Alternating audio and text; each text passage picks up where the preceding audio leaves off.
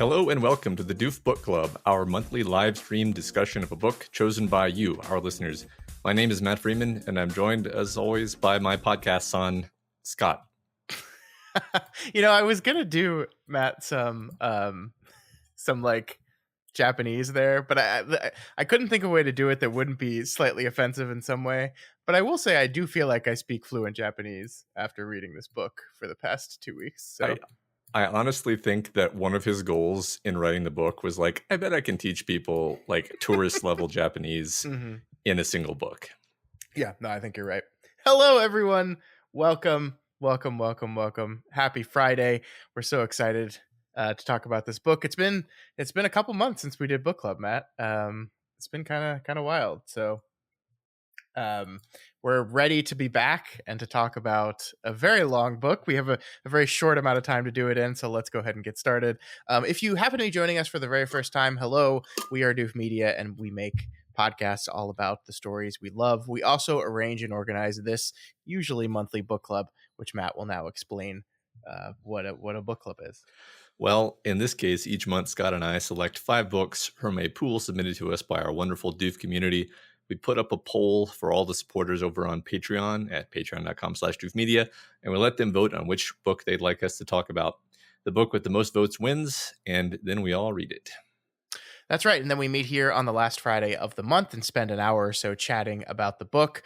We do another thing as well, which is we let those of you that are attending live vote for next month as well. So I have just put a poll into the chat here for you guys. There's 5 books to vote for. You get to vote for 2 of the 5.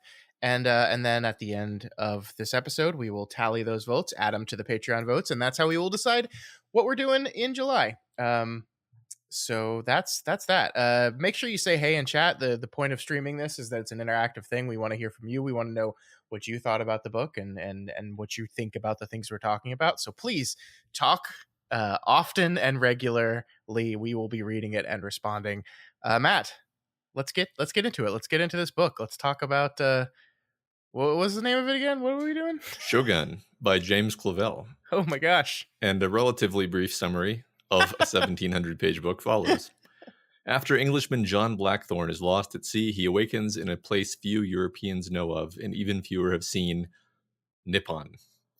Thrust into the closed society that is 17th century Japan, a land where the line between life and death is razor thin, Blackthorne must negotiate not only a foreign people with unknown customs and language, but also his own definitions of morality, truth, and freedom. As internal political strife and a clash of cultures lead to seemingly inevitable conflicts, Blackthorne's loyalty and strength of character are tested by both passion and loss, and he is torn between 2 worlds that will each be forever changed. I feel like the person who wrote this, like, I understand that's the technical name of the place. Just Japan. Just say Japan. Just say Japan. Just say Japan. Or the Japans. Yeah, or that. All right, Matt. As you said, this is a very long book. It's 1,700 pages. We took 2 months to read it, which, if you're like me, means you didn't read anything for 6 weeks, and then you frantically tried to read 1,700 pages in the past 8 or 9 days, which was a lot of reading, a lot of completely being absorbed in this world. And I'm ready to talk to you about it, Matt. What did you think of Shogun? This is not your first time reading this book, right? No, I read this book in high school. I read all of James Clavell's books in high school, and I mean that literally. And one funny thing was just how much I had actually forgotten, because when we discussed the TV show Shogun on our other podcast, the Doofcast, I was like, yeah, they took a few liberties here and there, particularly with like Buntaro's character. And then when I read the book, I was like, no, that's exactly how it was in the book. It was an incredibly faithful adaptation, to the extent where you could have just watched the adaptation and you could probably participate in this conversation. And it's not that you would miss nothing, because I think what you would miss is like the depth and a lot of the richness of the thing. But it's a really good adaptation. We're not here to talk about the adaptation. I'm just mentioning it because I'm sure we're going to talk about it a little bit as we go. Yeah.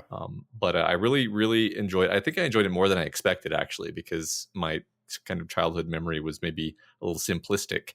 It's very rich, very nuanced. It's saying a lot of really interesting things. One of my favorite elements of it is just that, like, you sort of maybe think that Blackthorn is going to be your audience surrogate who you relate to, but Blackthorn, just like every other character in the book, is a very extreme representative of his own weird culture, which is also Yeah. not like our culture.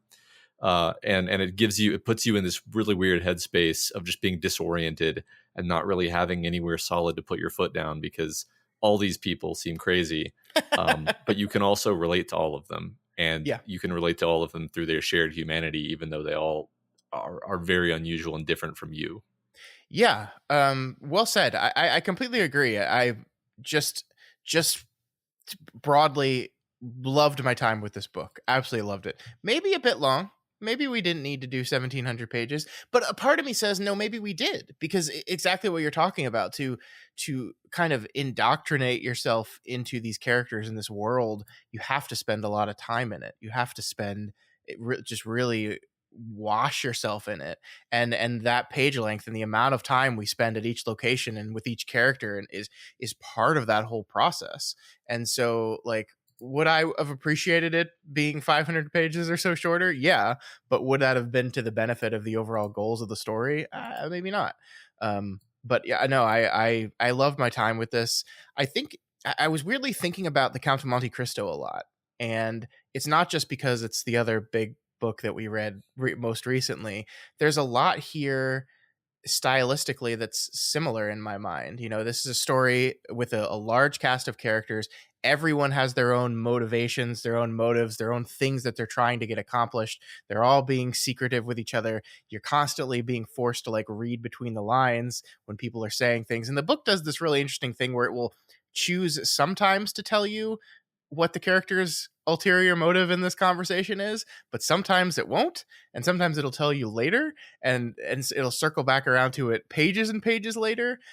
So it kind of keeps you on your toes and keeps you guessing. I think also this is a very funny book. I didn't expect that. Like, the humor in this book is, again, similar to Count of Monte Cristo, where it's just like it's not like declaring itself as humor, but like you're reading this book and kind of chuckling and laughing at these characters and the interactions they're having.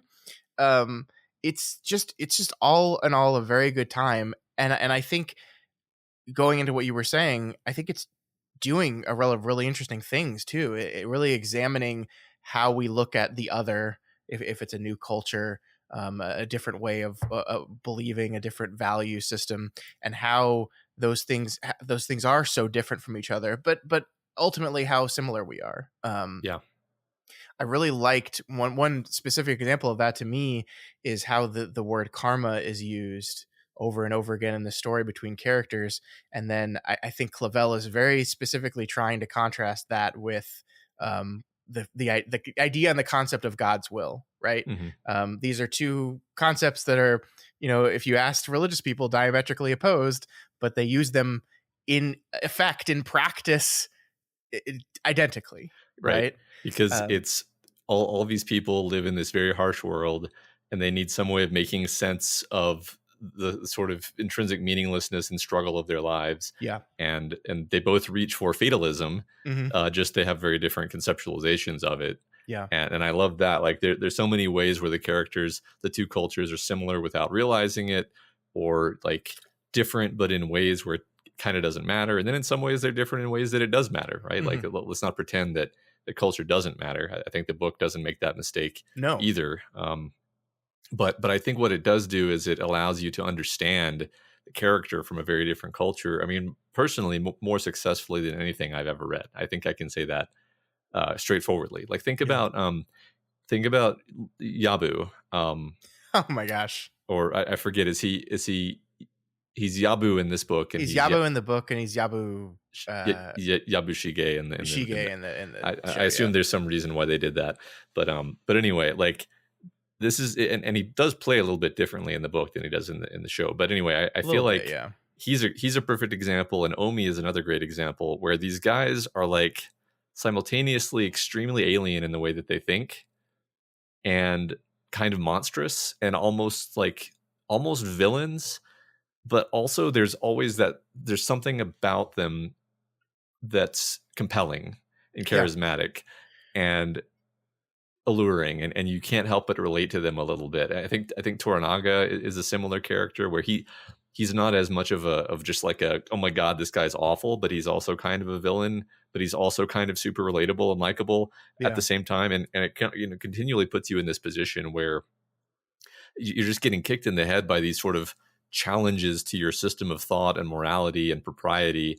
And I think much like Blackthorn, you kind of just start rolling with the punches at some point and you start Yeah. absorbing it. And you're like, okay, oh wow, that was rude. That thing that character just said, even though like you would not normally think that was rude. You're just like parsing it through the context of the story, you know? No, this is the brilliance of this book, that we are essentially like, I know you said Blackthorn is not necessarily the audience surrogate, and I agree with you, but also we are taking a similar journey that he is taking, in which we are pummeled with this culture that from our point of view seems monstrous and cruel, and then are just completely awash in it for so long that we eventually just kind of start adapting to it. I mean, Yabu is a character that was introduced in the novel as being a guy that liked to uh cook people in pots and enjoy their screaming. It like sexually titillated him a little bit to hear the screaming suffering of dying men.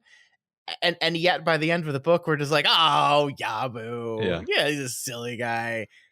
You look at you, your planning that you thought was so brilliant, which actually wasn't your idea ever. You were just being fed ideas by Omi the entire time.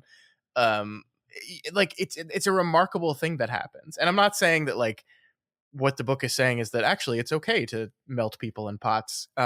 What I'm saying is it's just like, this is a place that is so different, and as you said, you kind of have to, if you're gonna exist here, whether Blackthorn literally existing in the space or us just existing in the pages of the book for as long as we have to, you just kind of have to start going with it. And then yeah, like I think the the politeness, the maximal politeness was annoying to me at first, because it's just like there's so many conversations in this book where it's just like, oh yes, please excuse me, no, well, and it's just like it takes forever to get to what we're trying to do, and we have to go around this whole thing that like grated on me at first. And I think it's supposed to, I think by Mhm. design that grated on me at first. But then when Blackthorn meets with his crew near the end half of the novel, and they're not doing that thing, and they're just constantly interrupting each other and constantly complaining and constantly whining and doing all the things that none of the other characters were doing publicly that would only do privately or within their thoughts behind their eightfold fence. By that time, I was like, yeah, shut up. Y'all, stop it. Stop it. Yeah. And that's the effectiveness of the book. That's the book working on you. And it's really remarkable. Like that's that all intentional, had to be. No, it's this delightful judo trick that he does. Mhm. I totally agree with that. That's a great moment. I'm glad you brought that up. I'm just going to go back to Yabu for a second because he has to have set the challenge to himself of like, I'm going to introduce this character in the most horrible way, such that you're immediately thinking like, oh, this must be just the villain, straightforwardly the villain. Yeah. Yeah. And then by the end of the thing, honestly, you're not sad that he has to kill himself, but you are kind of like, ah, man, you almost got it, Yavu. You almost Yeah, got he it, was man. so close. He was so Um, close. Yeah.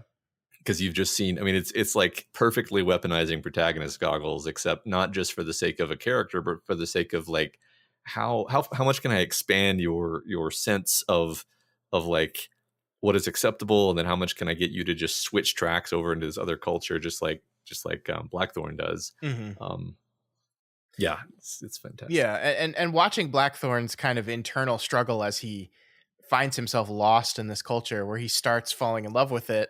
Like I think the moment that really messed me up the most is he's thinking about his wife back in England, and he's like, "Oh, but she would be so gross now. Yeah. Like if I saw, she would smell, and we would be living in filth, and I would hate this thing so much." And his wrestling with this real feeling of I'm not sure where I belong. Hmm. Um, and that just like takes you on a ride throughout this whole thing. I think what Bent Westward is saying in chat right now is this book is the epitome of a slow burn. It builds and builds and builds. And I agree with that. And it's just like everything keeps stacking up on each other in a very intentional sort of way. But I also agree that it never feels like a slog. Like this is a book that moves. Like I said, so I started reading this book on the flight back from Bangor. Hmm. So a week ago yesterday. It's 1,700 pages long. And so basically every spare free moment of my time, essentially from then since now, has been spent reading this book. And if it was not like a thing that moved, I don't know if I would have finished it. I Yeah. would have just had to come here and just like been like, sorry guys, I didn't finish. I did watch the show though. Hopefully they're close enough. Um, and I would have succeeded there, I think. But no, I mean it is. That's the thing. I think that's, to me, the most surprising thing is how this book moves. This Mhm. is like it's a fun ride, while still taking its time with each of these different things. Yeah, find it kind of a miracle of pacing, actually, because Mm-hmm. the Monte Cristo comparison, I think, is apt here, because in some ways it reads like serial fiction, Mm. where or something episodic, where it's, no surprise that it broke well into a 10 episode TV series, because it's just like, this happened, and then but then this obstacle, however they were able to surmount it with this, and it's just excellent, just like obstacle and solution storytelling, um on the backs of really strong characters. But then it does allow itself to take breaths, which Yeah. is really important for a super long story like this, because Mm. like, you don't get exhausted. It gives plenty of time for these little interludes. Like, I'm just thinking, like, when Marco and Blackthorn are just like traveling to, is it Osaka? I forget the names of places. They They're just, travel a lot of places. yeah, one of the times they're traveling together, it's like, normally, it's like a pet peeve of mine, I guess. Like, normally very boring when characters are traveling. It's an easy mistake for a writer to make, to be like, I'm gonna describe the traveling, but like, it's always really interesting, because there's always something going on. Like, there's some negotiation, or they're like trying to hide their affair, or Poorly. poorly trying to hide their affair, which is one of the funniest moments in the book, Yeah. where Marco thinks that she's so subtle, and so, she has a perfect facade, and all the characters around her are like, do I tell Toranaga that they're obviously knocking boots? I my favorite part of that is where she's like, I'm not worried about me. I've got it. Like I've got Mhm, my full fence. I know how to control this. I'm worried about Anjin-san. mhm. He's the one that's gonna show it. And then I think it's Gyoku who is like, she's doing a terrible job hiding it. He's doing a really good job. She's doing awful. Yeah, yeah, it's really good. Hmm. um yeah, there's just, it really wraps you up in the characters, right? Like, there's so many Yeah. different characters, um with their own stuff going on. They're so rich. They're so rich. They're so fleshed out.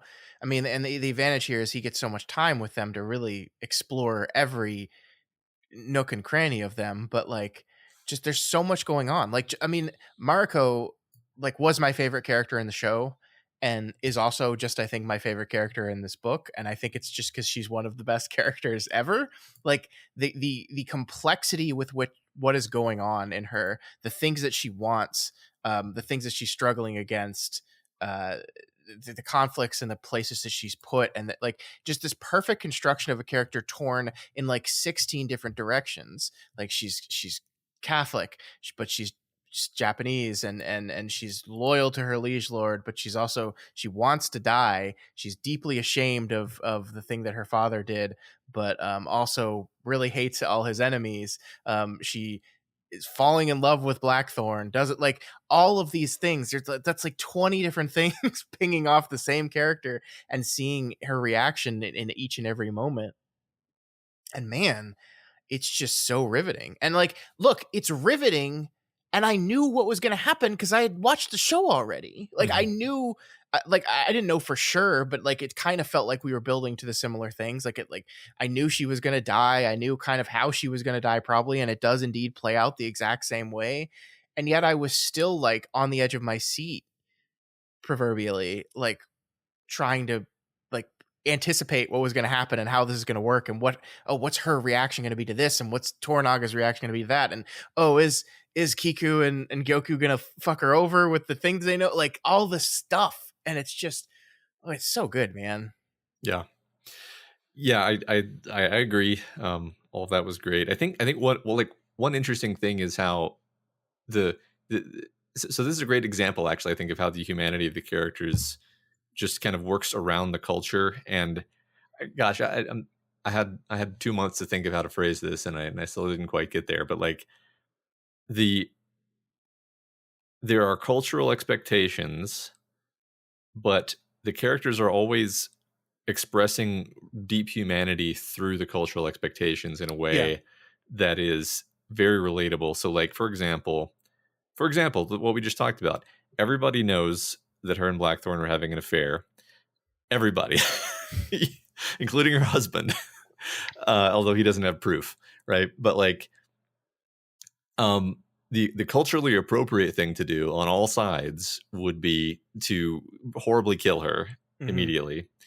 But every single character in in the story is like, but it's just so beautiful. I can't stand I Yeah. can't stand to do, and like she's great, and some of them at least respect or have a need of Blackthorn, where they don't want him dead, and so they find a way through to just like, well, we'll just pretend we don't know about it, or like, I think I have plausible deniability on this, or Yeah. in Toranaga's case, he's just like, I can do whatever I want because I'm Toranaga. Yeah. Yeah. um Yeah, and some people, like, I think what Kiku and Gyoku kind of decide is like, this is valuable information. I will hold on to this, but like that is almost how they justify it to themselves. While I think you're right, still kind of just not wanting to break apart this beautiful thing that they're witnessing. mhm, Yeah, I think that's right. I mean, it is like this is a book that makes you understand why the gardener killed himself to move the stinky pheasant in a way. mhm, Like, by the way, I don't want to make this whole episode about comparing to the book, mhm. or the book to the show. I thought the book did a much better job of getting you to understand that whole thing than the show did, and I think it's because they're doing two different things. Like like basically the show took that event and twisted, it's not twisted, but like used it to get Blackthorn to a certain level of understanding that I think the book had already gotten Blackthorn to, because in the book Blackthorn at that point had already himself basically committed seppuku and was stopped at the very last minute. That hadn't happened in the show yet. They pushed that to the end. um I think that whole sequence worked much more effectively to me in the book than it did in the movie or the show. Yeah, But I mean, just like, I'm not sure where I was going with this, but just like the ability to get you to understand these things. And yeah, I mean, see, this is like Blackthorn has to simultaneously understand this is the culture, these are the rules, these are the things you shouldn't do, these are the things you should do, this is how you should do it. But then, like any culture, that's like the way things are on paper. And also, here's the 20 different ways that we contradict that secretly or via collective agreement or all these things. Like it is a fascinating story of the essential conflict of the whole thing is, if the council orders Toranaga to kill himself, it's game over. But if I can cleverly stall that as much as possible, I win. And it's like that's an absurd thing, because like me reading it would just be like, no, fuck that. I'm not going to kill myself if you tell me to. And it's like, right, but no, in this culture, like he can play around those rules as much as possible. But once that is the one definitive thing, then that's when you have to do it. And like that's the fun of it. But that's, I think, like that's very specific to this culture as portrayed in the book, but very relatable to yeah, how we understand all our cultures. And that's same with Western culture, right? Like we have rules and mores and standards, and we also have ways of going around those things yeah, politely and impolitely and all these things. right. Just I think the central contradiction at the plot level to me, which was almost funny, but I guess it's true of everyone, is like, in this culture, betrayal, betraying your liege lord, betraying someone that you owe loyalty to, is the worst thing you can do, And and everybody does it. and everybody does it constantly. um and like, so it's just this game of like, it's literally like, there's a moment which is in both the book, and then it's kind of slightly less well executed in the show, but it's still in the show, where it's like, uh Toranaga's like, rebellion is terrible, it's the worst thing you can do, and Blackthorn is like, unless you win, which is exactly that. It's just like, yeah, you can get away with anything if you pull it off. Yeah. Um, Yeah. uh, yeah, That's great. It's great. And yeah, I mean, I kind of want to talk about this. Hmm, this is a weird thing that I definitely think is worth talking about, because I think this book's importance in the world and its existence is really important, because this was, I think we talked about this when we talked about the show, like this was a book that opened up understanding of Japanese culture to a lot of people, right? A lot of people, like, I think this book came out in the 70s. We over here didn't know as much about Japan as we do now. We're not like we're definitely, we're not as inundated on Japanese culture. I guess the reason I want to be cautious here is because I don't know enough about Japanese culture now or at the time this took place to like critique how well of a how well of a depiction this was, right? Like we can't do that. So I mhm. want to be very specific to, this is the way this was depicted in the book.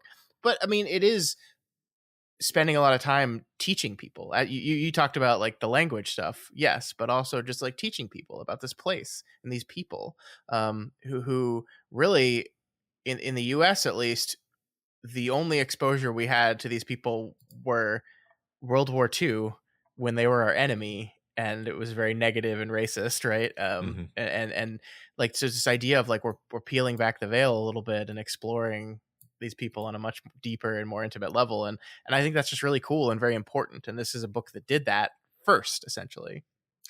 Yeah, yeah, I think so, and I definitely think it deserves a lot of credit, and Clavell really was trying hard to do that, even if he Yeah. didn't, do it perfectly, if that was his intent. Yeah, I And, mean, it's still always going to be from the perspective of a, what, Australian British American. I right, think is yeah, but like it's going to come from that perspective. It's not going to be fully inundated in the culture like something written from within that culture would be. But that lends it, like as we've talked about with when British people write about America, that lends it a unique lens on the culture. yeah. Um, Well, additionally, I think he gets a little bit of leeway because it's about events that took place in the like early 1600s. yeah, yeah, So, like, nobody is actually of that culture. Like, no, yeah, true, true, modern yeah. Japanese people don't know that culture any more than we are good representatives of Shakespearean England.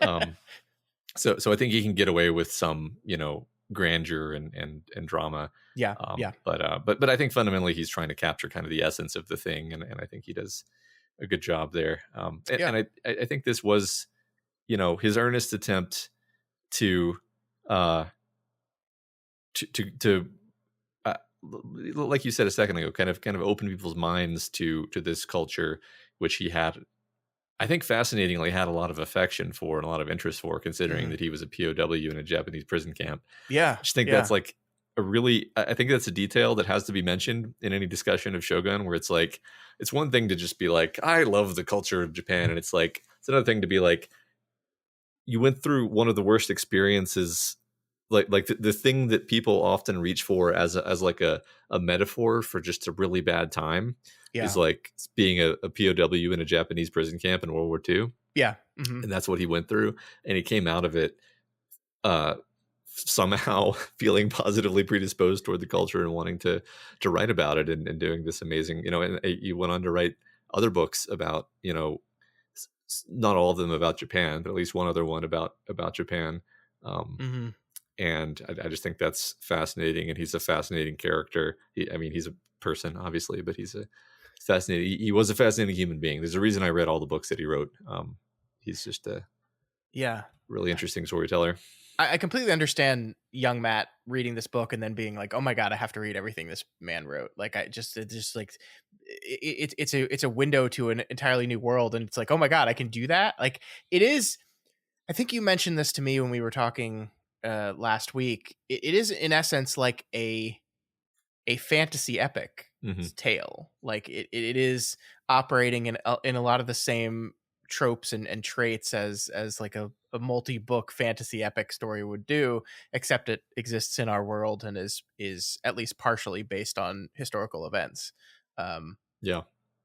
Yeah, that's true. It's funny. Now that you said the Monte Cristo comparison, I can't stop thinking about that. But yeah, when we were talking about this earlier, I was thinking like, this very much has the feel of a lot of the epic fantasy that we've read in our lives, mhm. except I think what I said was it doesn't do a lot of the things that annoy me about epic fantasy.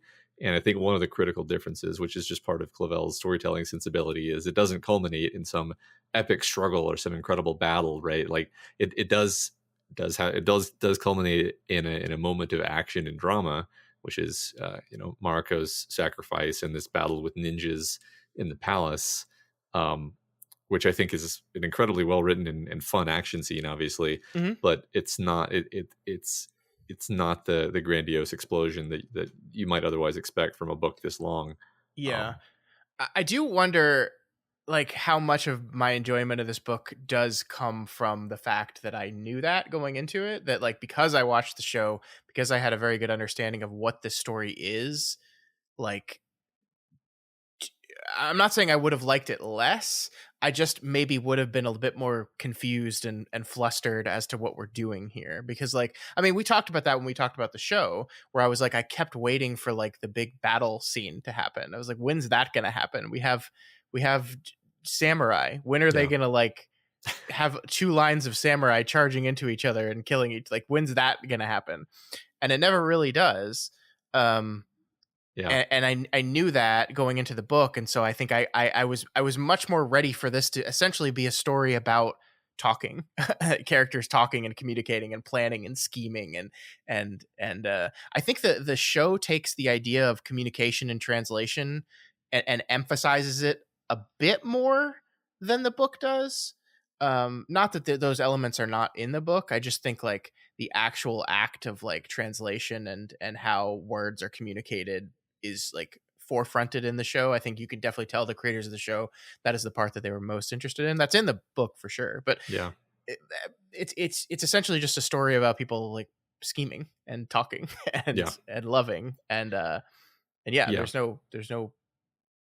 there is it's not that there's not an action sequence, but I really felt like if we you and I had just decided to do this book together, and I had sat down and I was like 1,000 pages in and I was like, what are we doing? Where are they gonna fight? yeah. When's that part? What's the plot, right? Yeah, yeah, exactly, Yeah, and exactly. I'm not actually sure. Like you could be totally right that could be the case. I don't remember reading it for the first time because it was so long ago.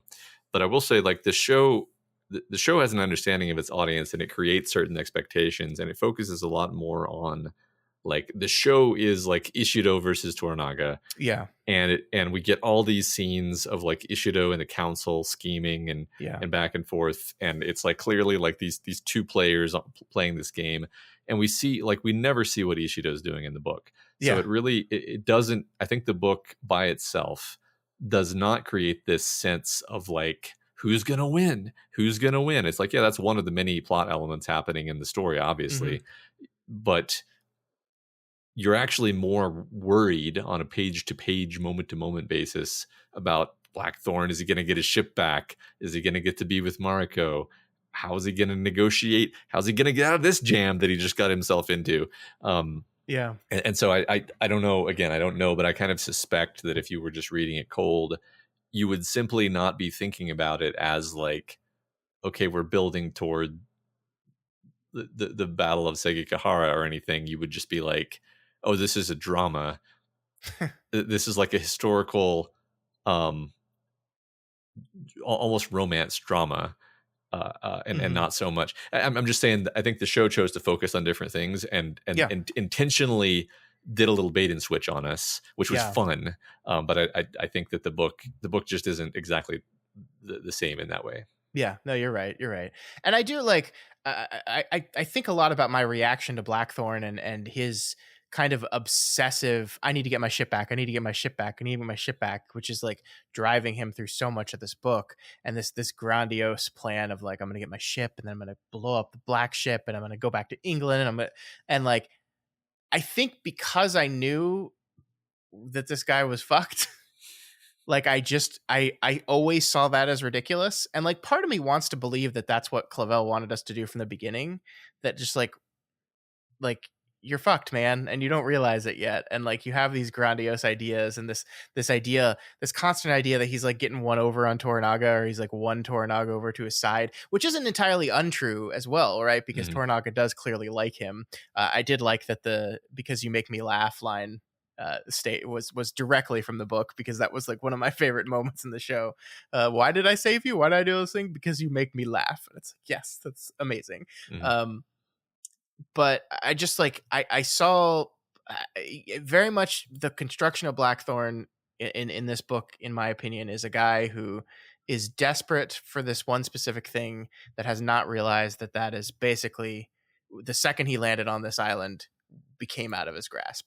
Um, and I think it is a little bit sad that his ending is essentially the same thing of like, oh, I'm gonna build I'm gonna rebuild the ship, and I'm gonna go back to England. I'm gonna, like, I feel like the book tried to, or the show tried to give him a bit of a more hopeful ending of him, like, you know bidding adieu to that dream within a dream of returning back to England and like being famous and revered in England and dying in his bed. Like, the book, the show allowed that to go away. And I feel like we leave him in the story of him still pretty convinced, or at least telling himself that that is a possibility in his life Yeah. still.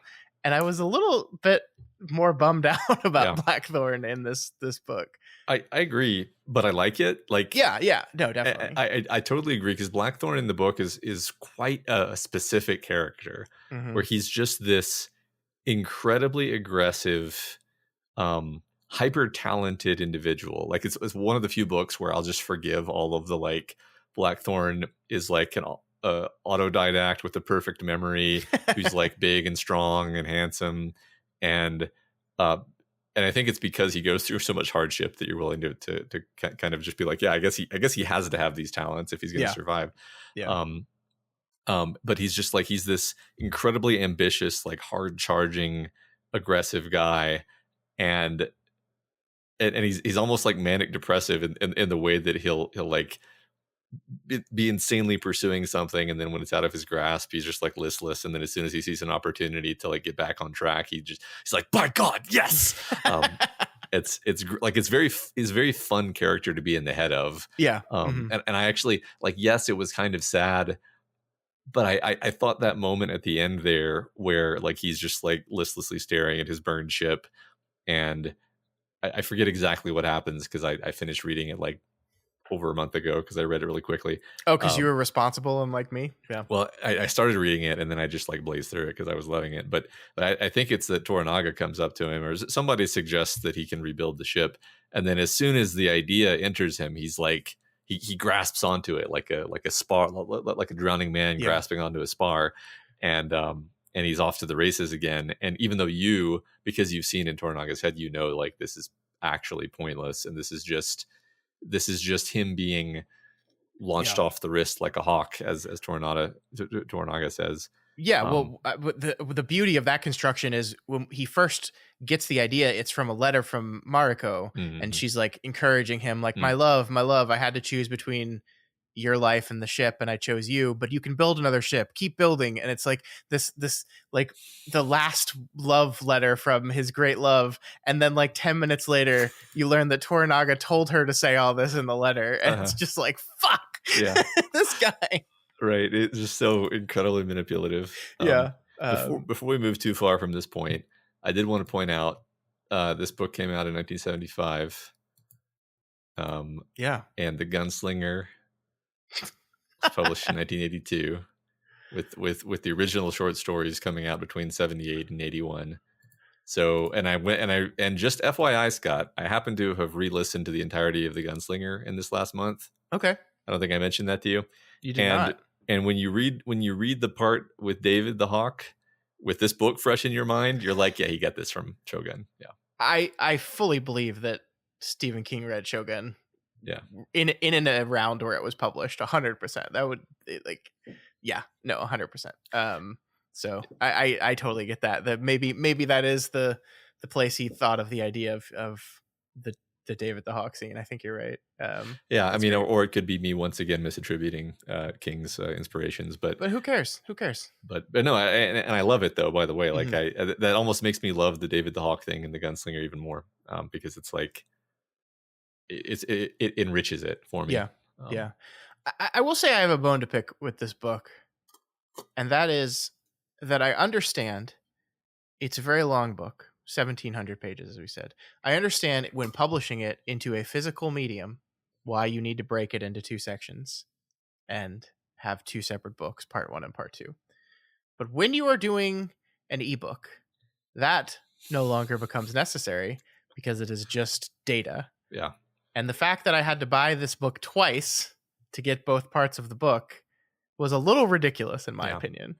Well, I'm going to hold that against the publisher, because the Yeah. copy that exists back in my childhood home is just a giant brick of a book this thick. Yeah. Obviously bought it in one issue, and I they're think just cashing in on the show. the version my dad had did have it divided into two volumes, but like it was a box set. Like it clearly, like you bought both volumes together. Um, I will say I had an interesting experience reading this book because, like I said, I had to squeeze this in a very short amount of time. So I was like, I think I got to the end of part one and was like, oh, hell yeah, I'm doing great. And then I opened up part two and saw that it was longer than part one and said, fuck. This was on Sunday. And I was like, there's no way. There's no way I'm going to finish 850 pages in a week, in 5 days. Um, so I got the audiobook. So I've bought 3 versions of this book now. I got the audiobook and said, all right, I'll listen to it at work and then I'll read basically every free moment I have home from work. And that's what I did. I got to experience a little bit of the audiobook, which was cool. That's normally your department. I don't normally participate in that. I thought that was really cool. I think the audiobook was done very well. I will say transitioning back and forth between the audiobook and reading it is a weird experience because some of the characters' names are not pronounced as they're said. Like I think Gyoku is the best example of this, which in the audiobook, I swear it sounds like he's saying Kyoku, like with a K. Yeah. In the book, that character is spelled Gyoko. Mm-hmm. And if you listen closely to him, you can kind of hear the G a little bit there. But the point is, I had no idea, and so I'm listening to the book, and I'm like, who's this Kyoku person that they keep talking about? And then I realized it. There is a really cool thing. I learned this in Bangor when we were up there, by the way. If you have the audiobook for a book on Audible and the ebook on Kindle, it will automatically match those two things together. So like when I did my reading on the Kindle and then I hopped in my car to drive to work, pulled it up, it said, oh, you're right here. And it just automatically went there, which is awesome. It's the coolest thing ever. It does require you to buy the book twice in order to do that, but it is a pretty cool feature. Yeah, that's awesome. I didn't actually. Well, I might have known that at some point, but anyway, yeah, that's very cool. I don't use that. Yeah, because who's going to buy a book 2 times, right? Not me. There's very specific instances that where it will make sense to buy a book twice. No, I sort of don't regret transitioning over to audiobooks and never intend on going back because it fits my life so much better and I just enjoy it a lot, especially when there's a really good audiobook reader. Like I agree with Ben Westward that this was a fantastic audiobook reader who his ability to do the voices was extremely compelling, and especially the women he does a good job with the women, and also he gives them all a unique distinct voice, so like you can tell who is talking right now. Like I thought that was really cool, and like his Toranaga voice I thought was really great, but like very like you could, when Yabu and Toranaga are having a conversation, he doesn't have to say the names for you to know exactly. I thought that was really well done, and this is coming from a guy that does an audiobook very much, so this is probably everyone listening to audiobooks all the time is like, yeah, duh, that's what they always do. That's called audiobooking. But in this instance I thought it was very good.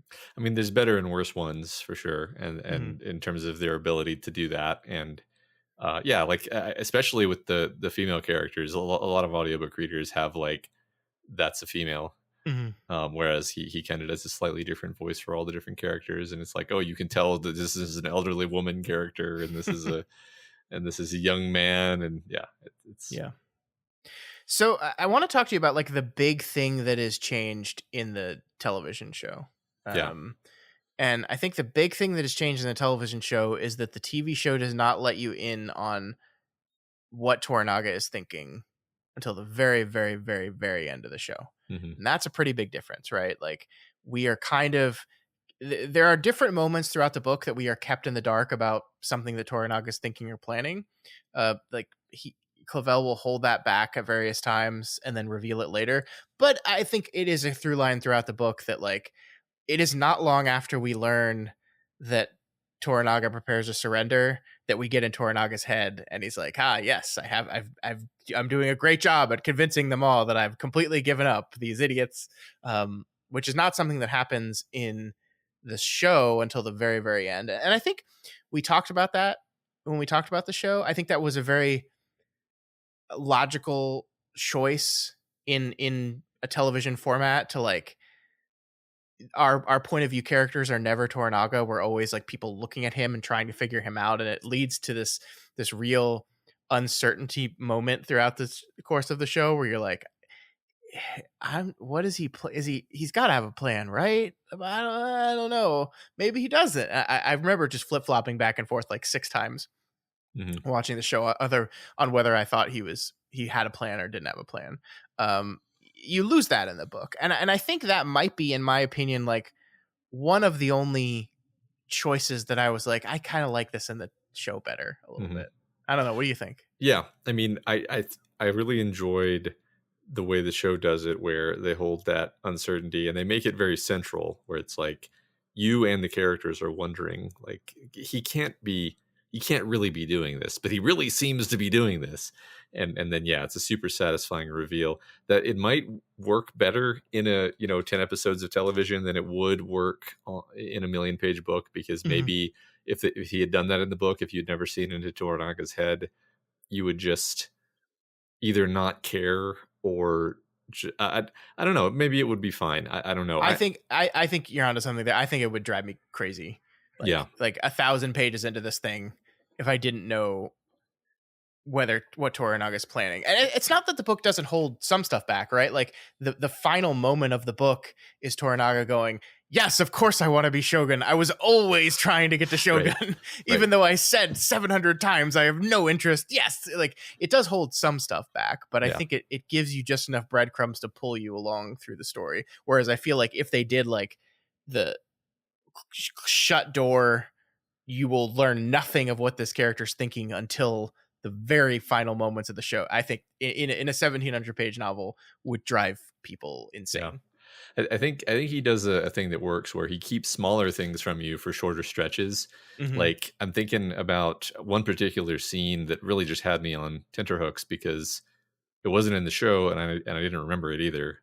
And it was specifically where he's trying to like ferret out disloyal people, Hmm. and man, my memory just is, I haven't slept a lot lately. Okay, we did a lot of travel, but I think it was like one of his sons actually, which makes it even more screwed up. And he's like, his son is like, I'm loyal to you. I don't know what you've heard. I'm super loyal. And like the son and the wife are both there. The son and the son's wife.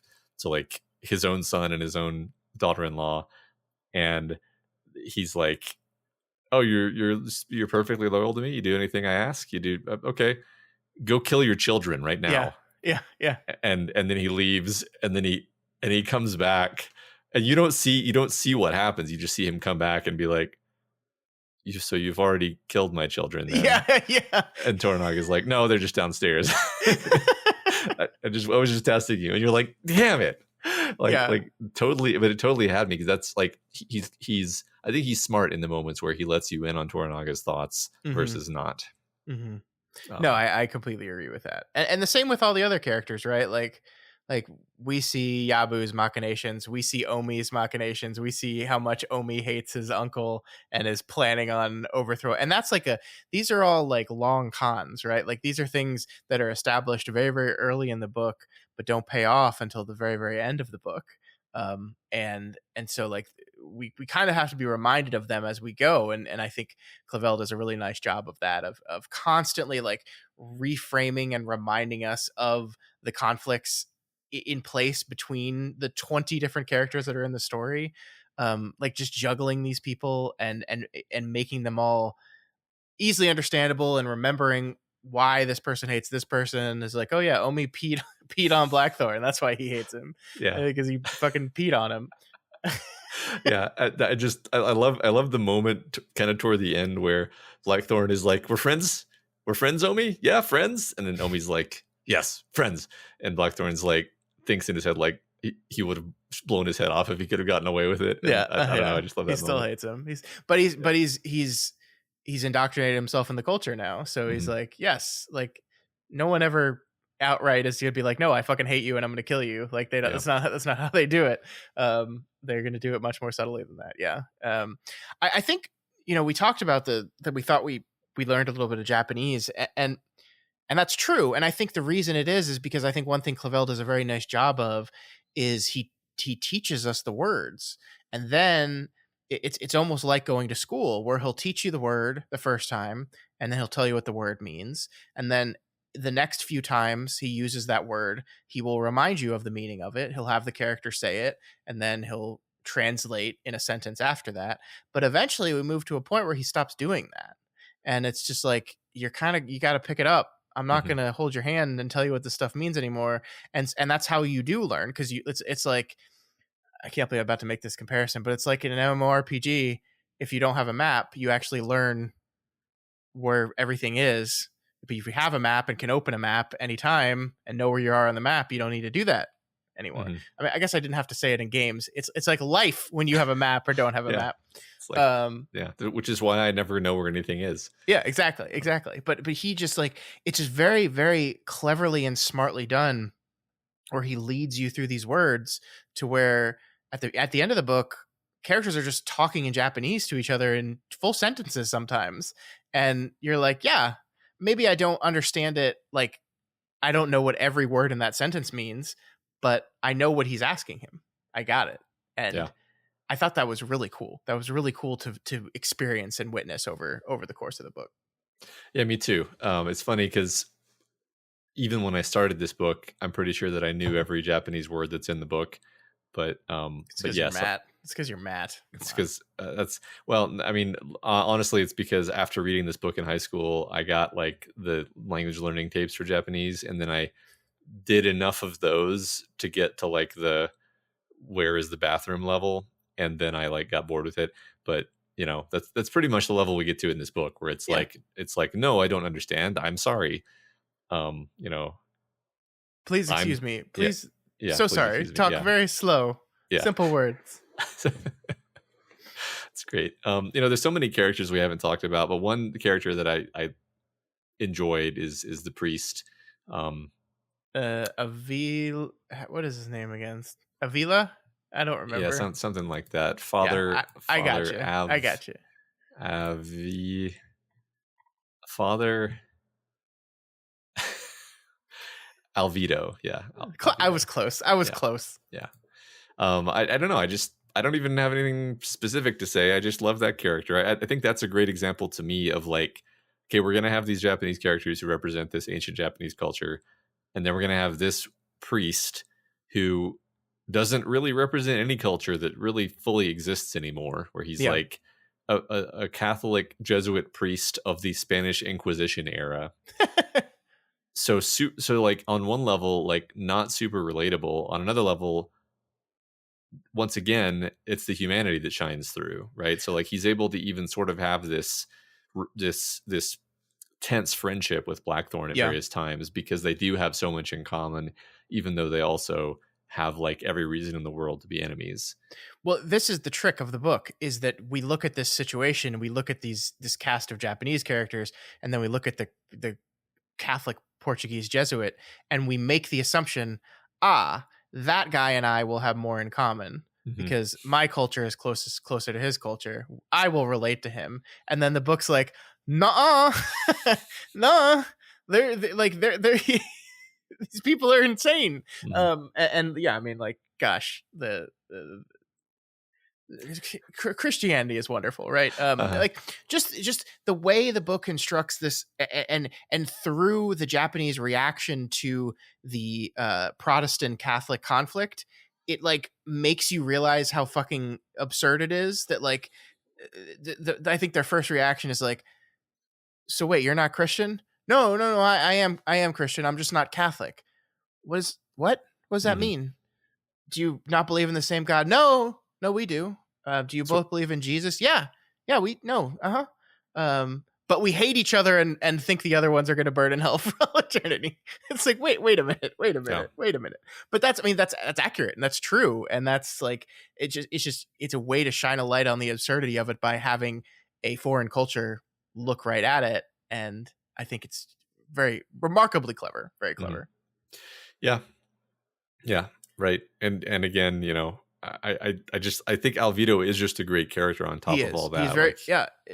He comes off as being. Sorry, I interrupted you, no, no, but he comes off as being simple and kind of absurd and crazy, like Spanish Inquisition type stuff. But then he becomes really, really complicated and yeah, complex, and you realize that like he does genuinely like Blackthorn, while also recognizing that this guy is his enemy and would destroy his church's ability to accomplish its goals in this place if he can. And yeah, that's once again the complicated nature of these relationships. yeah. Really, really great stuff. And he he helps him escape just like he does in the show. Yep. And in fact, it's even more like tense and dramatic in the book. Yeah. I forgot that they were going to burn Blackthorn at the stake. That's great. Yeah. Yeah. Um, That was nuts. yeah, and then Did not Rodriguez, of expect course, that. also. I mean, I hate to just lump them together because they're actually quite different characters. But Rodriguez is another great character. Um, Hmm. um, That is another example of like the way we draw cultural lines, the way we draw bad guy, good guy lines, and the interesting way of how commonality can intersect them. mhm, Like I love that Rodriguez is a pilot, Anjin San is a pilot. They're fighting for different sides. They believe different things. They're diametrically opposed, but they have this commonality that is we are pilots, and that is the thing that drives their relationship and makes it so they begrudgingly respect each other, don't want to kill each other, save each other. mhm. That's like the whole. That's kind of the whole book in microcosm. A little bit there Yeah, is we, yeah, yeah. all these opposing things, but commonalities exist. Yeah, Humanity, as you said, exists. the common humanity, and people were like reaching across these various like cultural chasms or or is it chasms? I never know. I don't know. And like conflicts created by just different interests and wanting different things, but ultimately able to sort of unable to overcome their basic empathy Hmm. in a um uh which I think is an interesting spin on like Toranaga as a sort of villain, uh like contagonist, I think is a word I've heard before to describe this, where it's like he's he's not the villain. He doesn't, but he kind of is. Like Yeah. if you like break it down, he is simultaneously like he so the book is very smart about this because it obscures the fact that he is the one who has totally screwed over Blackthorn in every possible way, right? Yeah. Because he gives Blackthorn all these gifts and he makes him Hatamoto and he gives him a house, but that's just a prison. Like he's what he's done is he's imprisoned Blackthorn, just like he breaks a hawk to the wrist or whatever the expression is, gets him used to having the nice things and the concubines and everything, and then he gets to just use him the way he likes. And he even takes Mariko away from him, if you think about it. Like Yeah. he engineers this whole situation, and Blackthorn never really realizes it. And the thing about Toranaga, which is like simultaneously compelling and kind of horrifying, is just his ability to just like like actually see everyone as an object that he is free to just use at his whim. Yeah. Um, Yeah. And ultimately, how does he win? Is that he has mastered both the cultural rules and the unwritten rules mhm, of the culture, like the all these things we were talking about, the things that he has mastered all these things. He has understood essentially what people want, what the rules are, and the ways in which people circumvent those rules to win. And he's very effective at doing those things, and that's why he ultimately wins in the end.